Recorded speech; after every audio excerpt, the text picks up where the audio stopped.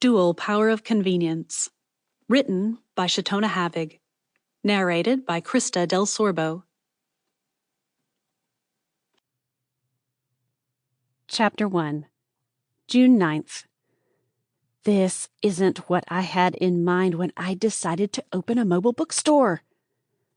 The words, though shouted in her mind, barely escaped beneath her breath as Mallory Barrows combined milk, coffee, and caramel syrup into an iced coffee confection that would put any chain coffee seller to shame. Behind her, a middle-aged man stood with his back to her, his eyes fixed on a row of history books. He'll buy one of those World War II memoirs.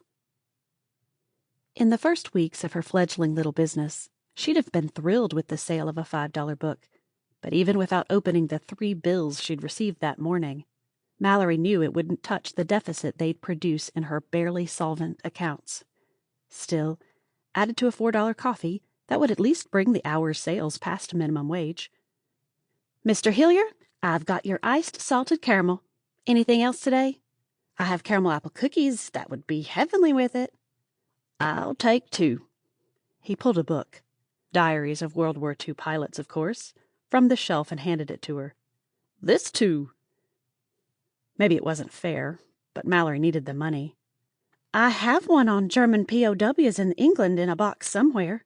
Want me to pull it out so you can take a look at it next week?" "No, this'll take me a week or 2 to get through. Maybe in a few weeks." "Of course." This time she didn't have to ignore guilty prods to her conscience. They didn't appear at all. "It'll be here when you're ready for it. Unless Mr. McClellan finds it first." That's all it took. "Well, Lavon'll probably want another one of her frou-frou coffees next Tuesday, so show it to me then. We're taking a trip at the end of the month. She'll be antiquing for hours, so I'll need a few good books to keep me busy." Though she agreed, sympathized, and promised to put the book on the reserved shelf until he'd had a chance to look at it. The whole time Mallory thought, "You tell yourself that if you must." The minuscule workstation in the tiny mobile bookstore looked as if an equally tiny hurricane had swept through, leaving caffeinated destruction in its wake. She wiped, scrubbed, prepped, only to start over with a wave of teens who stormed in from the beach. Girls in bikinis that made itsy-bitsy sound modest by comparison. Boys in long board shorts and sleeveless rash guards.